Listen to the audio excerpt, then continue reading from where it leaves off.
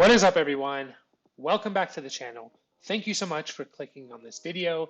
Today it is Tuesday, April 26th. We are officially 2 days away from the NFL draft, and I decided to finally make a mock draft. I'm probably going to do two, maybe three of these. So one, on Tuesday, one Wednesday, and then one maybe Thursday morning before the draft, just to see how I do and how it lines up with the actual draft. I always have loved draft season and mock drafts. I haven't officially made one or recorded a video making one, so I'm going to do that today. So I hope you guys enjoy this video. And if you do, please like the video, subscribe to the channel, and we're going to get right into it. Now, these are kind of a mix between what I would do and what I expect would happen. Because it's going to be a mix of those two things, and I'm not going to predict trades because obviously there's going to be trades, and it's just so hard to predict who's going to trade up and what they're going to trade and all of this. And I think, honestly, considering how this offseason went, I think this draft is going to be crazy.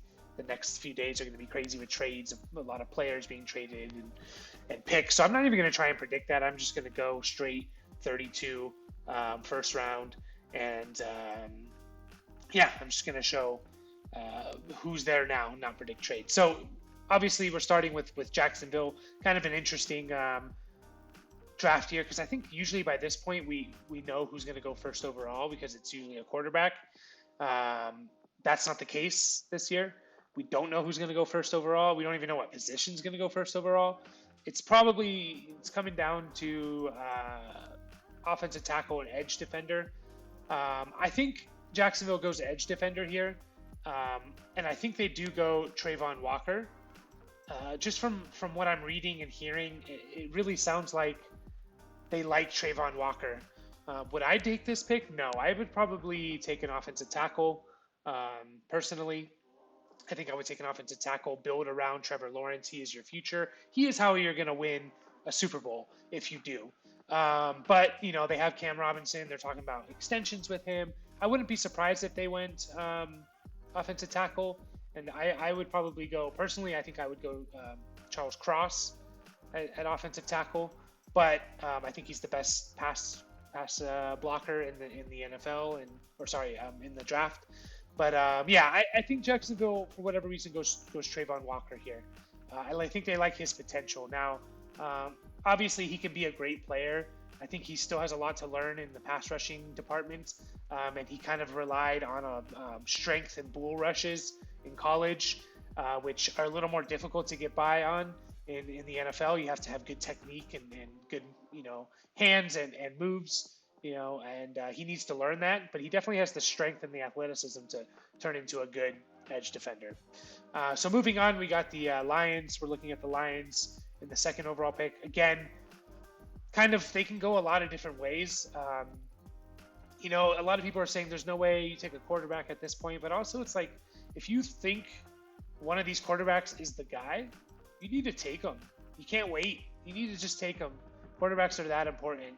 I'm not going to go quarterback here because I don't think they maybe feel like there's a quarterback in here that is worthy of the number 2 overall pick. So I think they go defense here. I think it's really hard to pass up Aiden Hutchinson. Kind of the idea of Hutchinson here is like, he's not going to blow you away. He's not a generational player or something, but he's just really good overall and kind of safe. I'm always hesitant with the safe adjective used on guys because no one's really safe and anyone can be a bust. But I do think Hutchinson is the cleanest prospect, and he kind of wins not just on strength or speed, but he wins on technique, and I think that translates the best to the NFL. He is athletic. I'm not saying he's not athletic, but I just think, maybe he's not as athletically gifted as like Trayvon Walker or Thibodeau. And so he had to work on his technique a lot more. And I really think that just translates over. So I'll go Hutchinson there. And it's a Michigan guy going to, the Detroit Lions. Kind of a nice story. So coming to the Texans. Texans can go a few ways here. Obviously, they have a huge need at corner. And Lovie Smith is a defensive guy. And they have a need at edge as well and offensive tackle. As much as I like Sauce Gardner, I don't think he fits exactly what Lovie Smith typically does on defense, which is a lot of zone coverage. And I do think Gardner is more of a press man coverage guy. Not that they couldn't take him, not that he couldn't fit. I just think they go offensive tackle here. I think you have Davis Mills, and you kind of want to see what you have in Davis Mills, and I think it's really important to take these offensive tackles. And I just think Lovie Smith, as a defensive coordinator, he kind of can make do with what he has a little more. So here, I'm going to go Evan Neal here. I think they take Evan Neal. I know Ikwonu is a higher rated tackle, and he's kind of like the big name here, but I just think he's much more of he's dominant in the run game, and he has kind of some work in the pass game, and Texans kind of need both. They're poor in both areas. And I just think with Pep Hamilton as an offensive coordinator and Davis Mills, you just want to protect Davis Mills. And I think Pep Hamilton more of a passing guy, so I think they go Evan Neal here. And then we get to the Jets. Now, the Jets also need offensive tackle help. Yeah. And the Jets have 2 picks. And so it's tough. It's tough because I think with the Jets here, I think they really want to build around Zach Wilson. I really, really do. They have their quarterback. And yes, they need edge. And they need to protect Zach Wilson. They really need to protect him. And they tried to get Tyreek Hill. They tried to get Deebo Samuel. They're rumored to be in the mix for him. And I think they're going to go offensive tackle here as well. And I think they'll go Ikwonu here. I think they take Ikwonu. And I just think back-to-back tackles go. You kind of shore up that offensive line for Zach Wilson, and you really see what you have with him, right? You got a couple weapons now with Moore and Corey Davis and Barrios and Uzama at tight end and Michael Carter at running back. You're slowly building around him, and I think they go Guanu here. So next up we have the Giants, and I just think they have such a huge need at edge. And the fact that Thibodeau in this mock draft has fallen to 4, which, he could go 1 or 2 overall. I think they have to scoop up Thibodeau here. I know they need offensive tackles, but they do have the 7th pick as well. And they can kind of go whatever tackle, now I'm just thinking man, what do they do here? What are they? I think they go Thibodeau. I think they take the best player at one of their dire positions that they need. And I think they take Thibodeau here. And I just think Thibodeau is a special player. I think it may take a couple years for him to develop, but I do think he can become an all-pro pass rusher. And I think that's just really hard to pass up here. I think it's just really, really, really hard to pass up. Now, when it comes to the Panthers, of course they need quarterback. I think they do go for Mayfield here, after the draft or before the draft or whatever. But I think they need to shore up that offensive line. And I really, really like Charles Cross. I think he's the best. I think he's the best pass blocker in this year's draft. So I do think they go down and they grab Charles Cross here. And they take Charles Cross in order to just shore up that offensive line. I think they're going to be a big run heavy, protect their quarterback at all costs type of team. And, they went so heavy on defense last year. I think they need to go offensive line here. Now that brings us back to the Giants. And a player I really, really, really like is Kyle Hamilton. And the Giants do have a need at safety. And I just think Kyle Hamilton is just so versatile that, you can put him all over. He's kind of like a Derwin James to me. And I think um, the fact that offenses are just so hybrid and, defenses kind of have to keep up.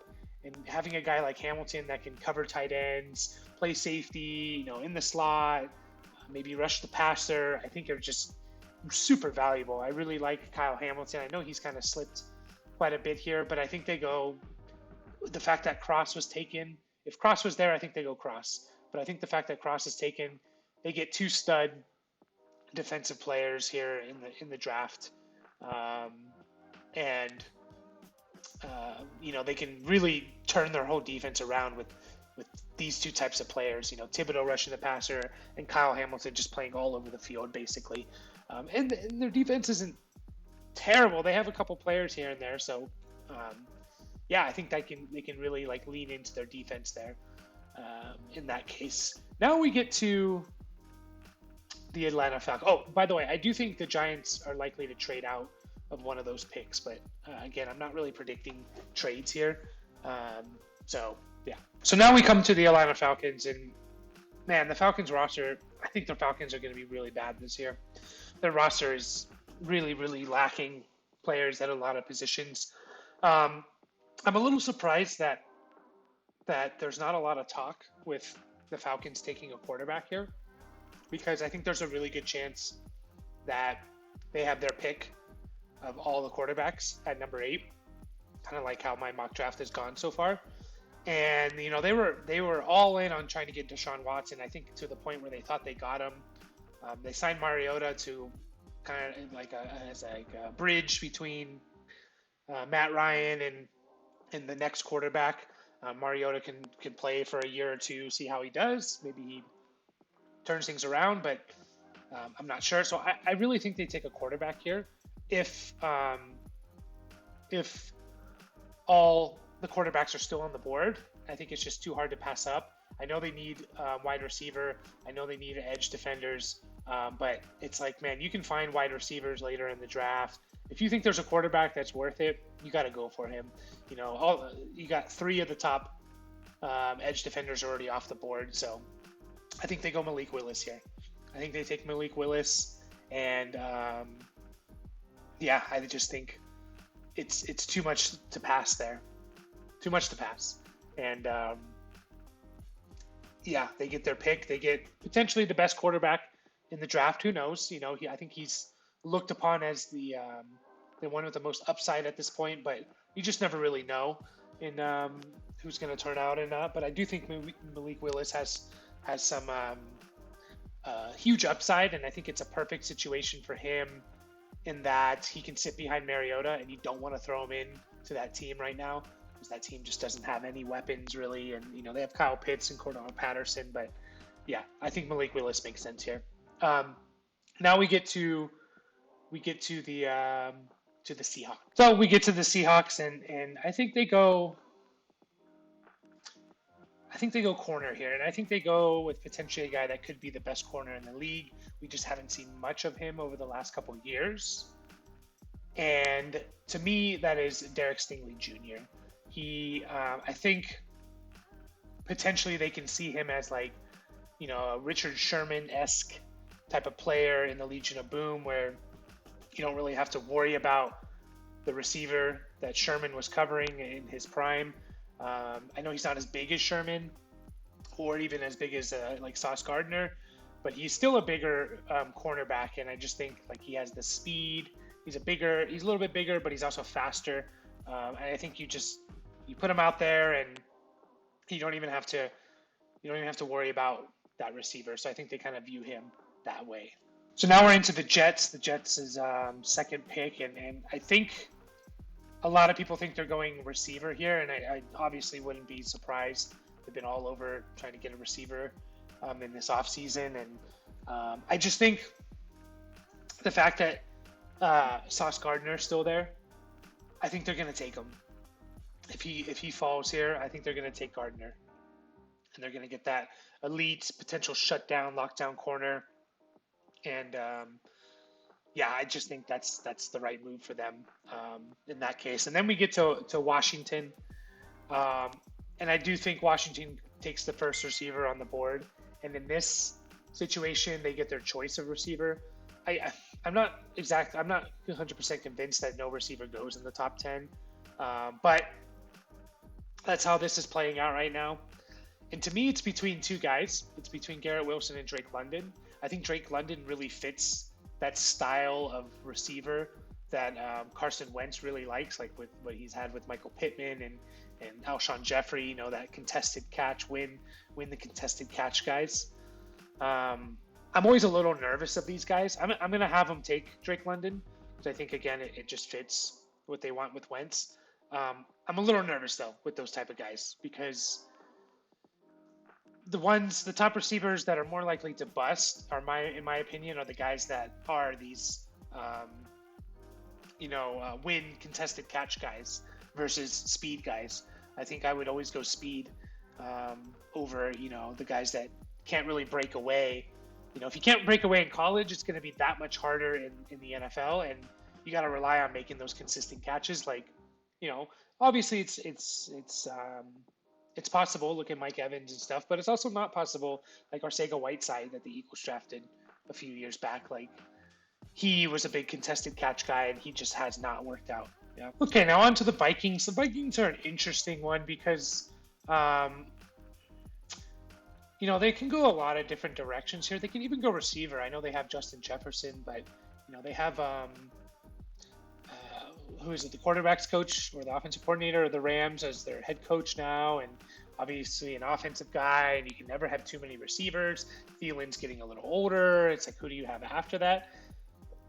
So I can see them going there, but I think they go Jermaine Johnson here, mostly because I think he's the best player still left on the board,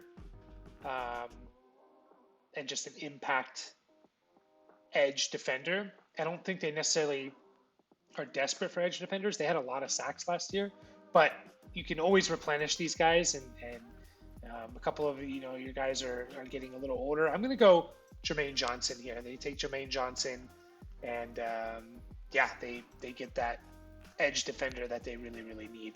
Yeah. So we get down to the Houston Texans. So the Houston Texans, their second pick in the first round, they went offensive tackle, and I think looking at all of this here, I'm a little surprised how low they think the Texans' need for a receiver is, and I think they go receiver here, and I think they go Garrett Wilson out of Ohio State. Again, their best receiver on their team is Brandon Cooks, who's 28 years old. I know they signed him to a couple years, but it's like, who do they have on offense that really, really scares you? Cooks is a good receiver. You can almost count on him to put up 1,000, 1,100 yards every year that he's been in the league. But it's like, who really scares you on that defense on that offense? And I just think, again, do they want to see what they have with Davis Mills? And you could have something. But if you're not going to surround him with weapons, you're not going to know.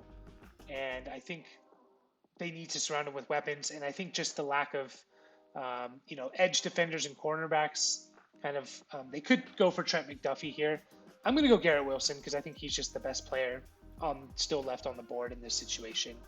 And so that brings us to the Baltimore Ravens. Baltimore Ravens are a little interesting here because I do think they need a lot of defensive help.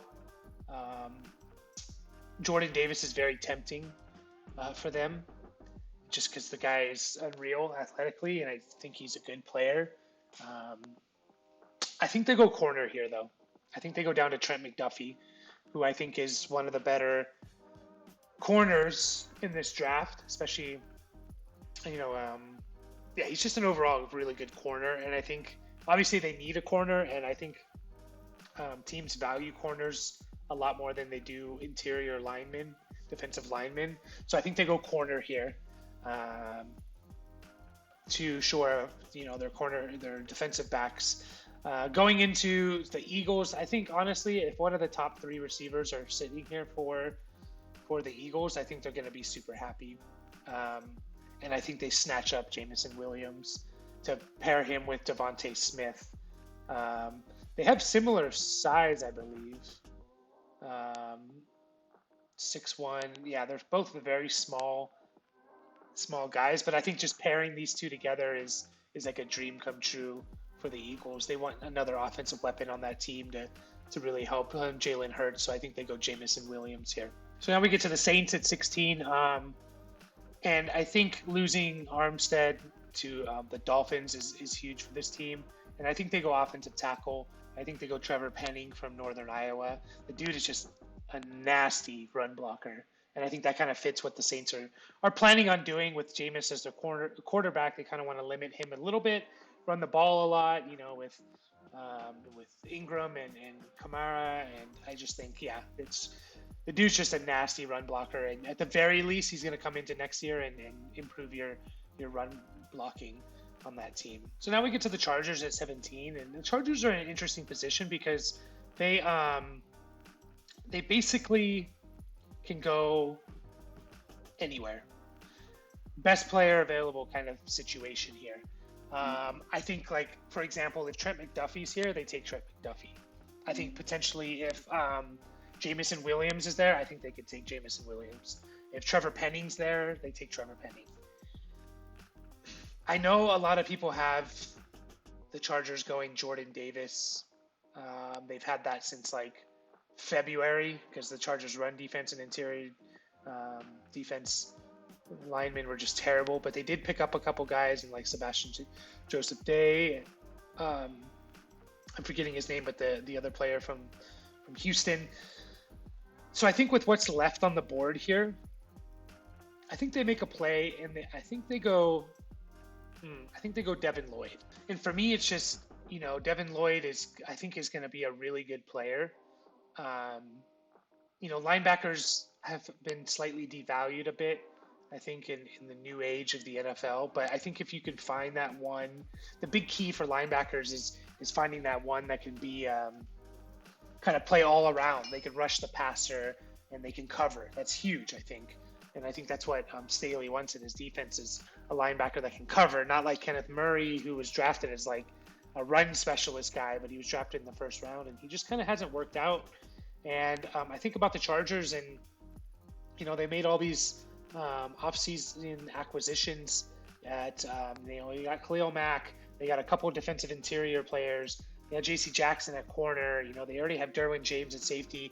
The only position they didn't really address was linebacker. I know they got a linebacker from the Rams, which is nice, but that doesn't mean they can't take another person here, which is what I think they do. So we get to the Eagles and their second pick. They picked. I had them picking Jamison Williams here, wide receiver at 15. And I think they kind of did this knowing they're going to go defense on the next pick. And I think they're going to go edge defender. They're lacking in sacks last year. I think they had like less than 30 sacks. And I want to say one of their defensive tackles had like 7 or 8 sacks out of those 30 sacks or whatever they had. So I think they go edge here. I think they go Karlaftis from Purdue. I just think he's the best edge defender still in play and one of the best players that kind of fits what the Eagles need at the same time. So I think that kind of fits perfectly for them. Then they don't need a quarterback or any of that. So I think the Eagles go Karlaftis and edge from Purdue. Now we get to the Saints, and I think a lot of people see them taking a quarterback at some point in this draft, and why not take him at 19? But I do think they feel okay with Jameis Winston. He did play pretty well last year, and I do think they're kind of in a win now mode. And with their team, their defense and maybe their offensive players. And I really think if they're in that win now mode, if that's their mindset, then I think they're going to go receiver here. And they need another receiver. Currently, they have Michael Thomas, but it's been a couple years since we've seen Michael Thomas do a lot. And after that, it's a lot of guys like you're not really sure what you have. So I think Chris Olave here makes sense. The best wide receiver still left, in my opinion. And I just think they go wide receiver here, and they believe in Winston that can kind of lead them to the playoffs and surround him with the right players. Next up, Steelers. I'm gonna go Kenny Pickett here. I like Kenny Pickett. Again, it's hard to predict who's gonna really produce as a quarterback this year. There's a bunch of guys who are just not really sure about. I think Malik Willis has the best upside, but I really like Kenny Pickett, and I think he's a good player. Had a good college career, athletic. He kind of fits. He kind of feels like he's a Pittsburgh. I know he played at Pitt too. Kind of feels like a Pittsburgh quarterback. So I think they go quarterback here. They can allow him to sit a year or two with Trubisky, and just kind of reload that team. So now we get to the New England Patriots. And with the Patriots, I think if Zion Johnson's sitting there and he drops a bit, I think they scoop him up. I do think the Patriots scoop up Zion Johnson, and they need interior offensive linemen. I think Zion Johnson's just going to be a good player. It just feels like a Patriots pick. Zion Johnson does, and it just really feels like a Patriots pick. He's going to come in. He's going to be a Pro Bowl guard for the Patriots, and he's going to fit exactly what they want to do. Short passes, run the ball. He's just kind of, to me, the perfect Patriots.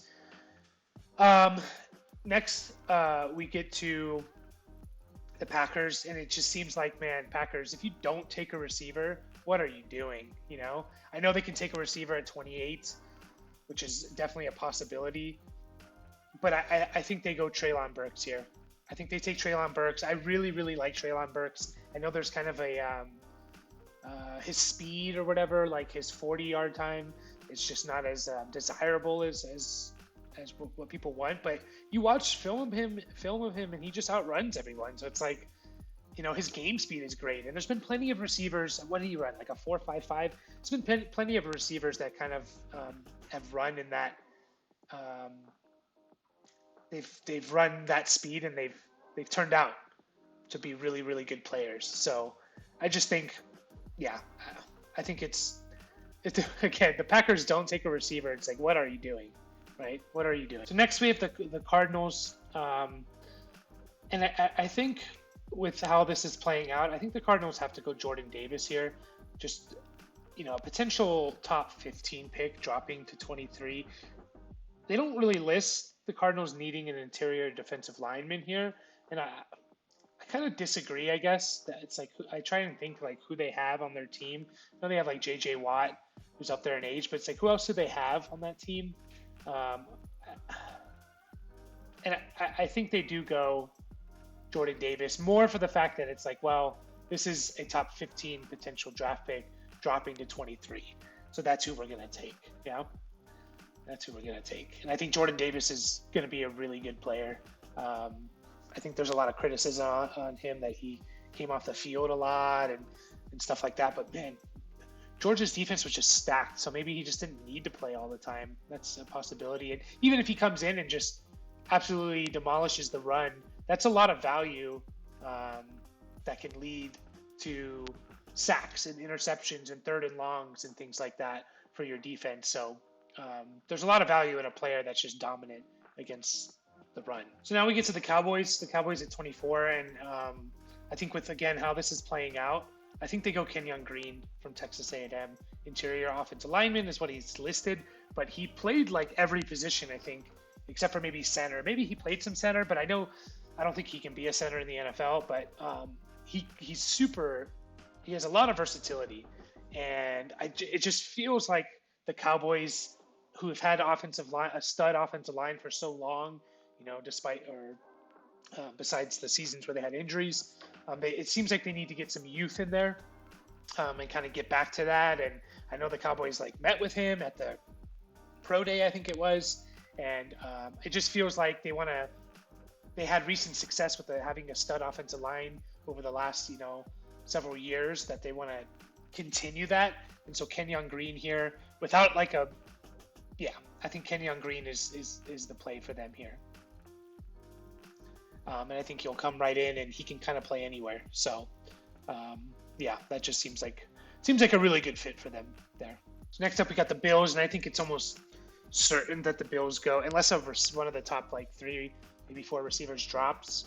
Probably one of the top 3. I think it's for sure they go defense here, and I think it's kind of fitting in perfect for them to go Elam from Florida, Kaiir Elam. Cornerback, I think they need a cornerback. They lost one of their cornerbacks to free agency. Tre'Davious White tore his ACL. I think it's from how their season ended last year, with just the Chiefs being able to move the ball at will against them. I think they go corner here, and they get a big corner and a fast corner. I think Elam. I really like Kaiir Elam here this year. I think he's one of these guys like you can find and get late in the draft, and he could be possibly the best corner out of this draft. Do I think it's likely? No, but I think it's possible, and I think that's too much to pass up for the Buffalo Bills. I just think they can't pass up on that, in my opinion. Next up, we have the Titans. The Titans have been a hard team for me to predict what they're gonna do, because I think a lot of the top 4 receivers are gone, and I do really think they need a receiver. And I don't think there's a linebacker. They could go Nakobe Dean for sure, but I think their need at wide receiver is huge, especially with the uncertainty around AJ Brown, and this team doesn't have a second round pick. I know I've heard some like rumors about them potentially taking a quarterback, but unless a guy like Malik Willis falls, which I don't think that's possible. Maybe Desmond Ridder. They could go Ridder here. They could. But I do think the Titans are kind of in a win-now mode with their team. They were just the number 1 seed. Henry's getting older. I think they go receiver here. And I think they go Dotson. I think Dotson's kind of, if A.J. Brown's there, they kind of complement each other very well. And good for Tannehill needs another receiver on that team besides Westbrook Kenine, or however you say his name. So I think that's where they go here. So next up we have the Bucks at 27, and I think this was actually a really easy choice for me. I think this is going to be Daxton Hill from Michigan. They lost Whitehead in free agency, and Todd Bowles is a big safety guy. He really likes his safeties. So I think they go safety here, and to me, and he's kind of has some versatility, but I do think he plays safety. I think this is just, it kind of falls right into it, right? It falls right into their hands, in my opinion. So we get to the Packers. I know there's a need at edge. I'm not as big as a fan for Boy Mafe as I am as other people that I've seen. I think they go offense here again. For their second pick, and I think they go Tyler Lindenbaum from Iowa. He can step right in at center. The guy's going to be a stud center. And I know centers aren't necessarily as coveted, but I think it's really important to have a trusted center with a guy like Rodgers. They lost Lindsley, and I just think they could really use another center. So the Chiefs here, they have back-to-back picks. I think they would address the receiver position. They've been trying to all offseason. They got Juju, but that was when they still had Tyreek Hill. I think they go Sky Moore from Western Michigan. I really, really like Sky Moore. I think he could be a really good player. I know there's some concerns about his height, but I just think with Patrick Mahomes and Andy Reid offense, like they could really use Sky Moore. He's just super shifty, and they could just use him in a lot of creative ways, in my opinion. So I think that's the way they head there to shore up that receiver position. And then I think they address cornerback here, and I think I kind of like Kyler Gordon a little more than I do Andrew Booth Jr. And so I think they go Kyler Gordon here to address the cornerback position. The dude's just going to be, he's just a freak athletically, and he could really turn into just a stud cornerback. And I think the Chiefs are really desperate for a corner at that point. So I think they go Kyler Gordon from Washington. So now we get to the Bengals at 31. And a player I really like is Lewis Seen from Georgia. He's kind of been, it's crazy how many Georgia defensive players there are, but he's been rising up the board. And I think they take him. They have a need at safety. And I do think they take Lewis Seen. And then the Lions pick 32. I think if Desmond Ridder or Pickett fall here, I think they grab one of them. They need to get a quarterback. They kind of have a pretty good situation here where they can sit behind Goff for a year or two and learn. So I think if Ridder falls, they take Ridder. So there we have it, guys. That was my mock draft. Number 1. I'm probably going to make a couple more of these, change it up a bit, just see how things play out. Man, this draft can really go whichever way. Yeah, it can really go so many different ways. So I hope you guys enjoyed it. Let me know in the comments what you think. And again, subscribe to the channel. We'll be back with more content.